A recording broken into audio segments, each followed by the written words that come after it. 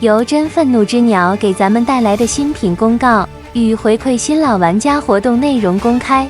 首先带来的就是老粉专属福利，曾冲过飞鸟先生的玩家们，这波只要联系商家补邮费，就能获得全套增强配件套装，提升超强可动和把玩体验。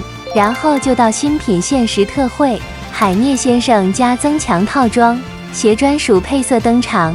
5月5前冲的胶老们将由168特惠为148，预计6月同步发货。